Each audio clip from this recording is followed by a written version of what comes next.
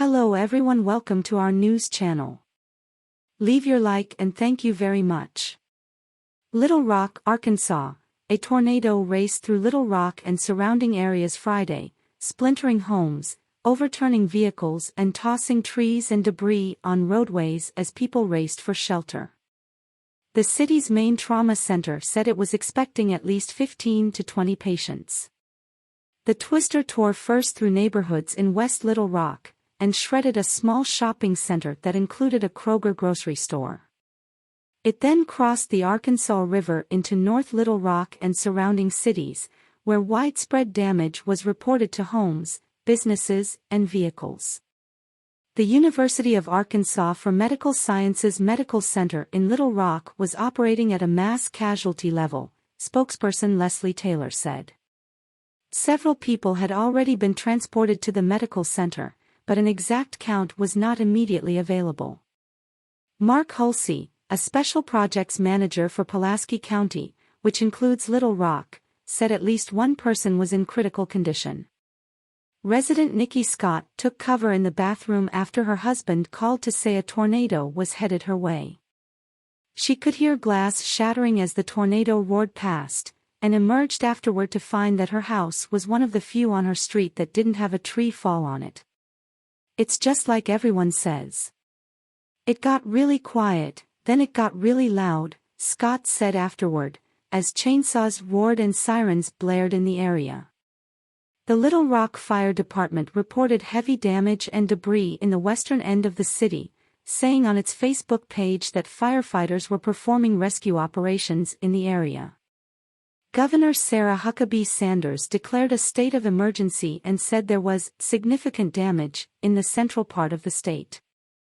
"Praying for all those who were and remain in the path of this storm," she wrote on Twitter.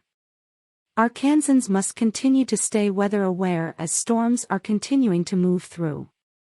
Little Rock Mayor Frank Scott Jr. announced that he was requesting assistance from the National Guard. "Please stay off the roads and away from the affected areas to allow emergency responders to work," Scott tweeted. More than 350,000 people were at risk from what the National Weather Service called a confirmed large and destructive tornado. Passengers and airport employees at Clinton National Airport took shelter in bathrooms and were ordered to stay there until 3:45 p.m. Aerial footage showed several rooftops were torn from homes in Little Rock and nearby Benton. Nearly 70,000 customers in Arkansas were out of power in the afternoon, according to poweroutage.us, which tracks outages. About 32,000 were without power in neighboring Oklahoma, where wind gusts between 50 and 60 miles per hour fueled fast-moving grass fires. People were urged to evacuate homes in far northeast Oklahoma City, and troopers shut down portions of Interstate 35 near the suburb of Edmond. More outages were reported in Kansas, Missouri, and Texas. Dylan Dodson, a National Weather Service meteorologist in Des Moines, said there were 2 confirmed tornadoes Friday afternoon in eastern Iowa, but it was too early to estimate their size or how much damage they had caused. Poweshiek County Sheriff's deputies said one touched down in an empty field and there were no reports of injuries. "We have some reports of areas that have received damage, but as far as severity, it's too early to say yet," Dodson said.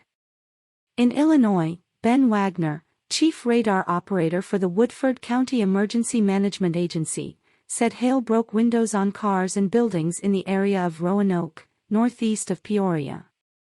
Massive storms brewing over at least 15 states in the Midwest and southern U.S. on Friday had meteorologists urging people to brace for dangerous weather including tornadoes, saying the conditions are similar to those a week ago that unleashed a devastating twister that killed at least 21 people in Mississippi.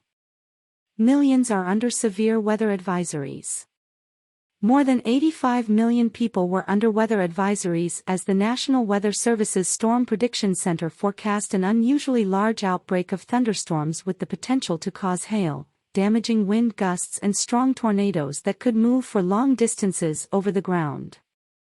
The area at greatest risk for storms on Friday follows a large stretch of the Mississippi River from Wisconsin all the way to Mississippi, with rare high-risk advisories centered around Memphis, and between Davenport, Iowa, and Quincy, Illinois and surrounding areas.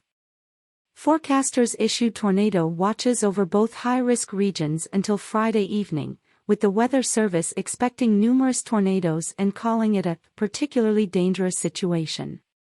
All told, by Friday afternoon, tornado watches issued by the National Weather Service cover most of Missouri, Arkansas and Iowa, western Illinois, and parts of Wisconsin, Texas, Tennessee, Kentucky, Louisiana, Oklahoma and Mississippi.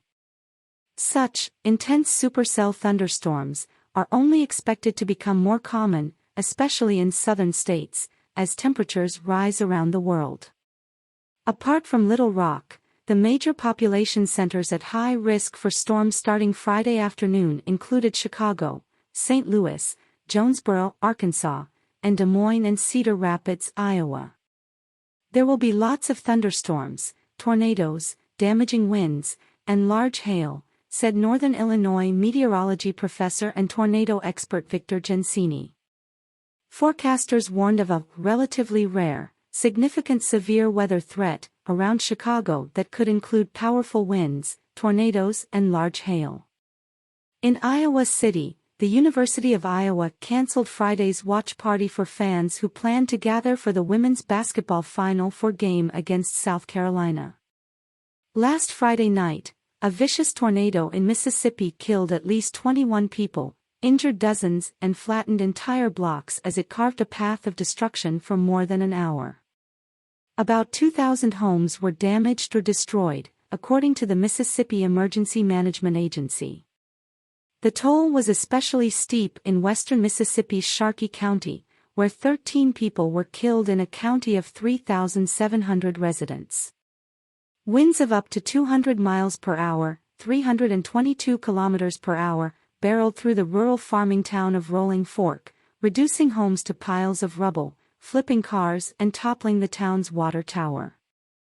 Gensini said Friday's atmospheric setup is similar to the conditions that were present during Mississippi's deadly storm.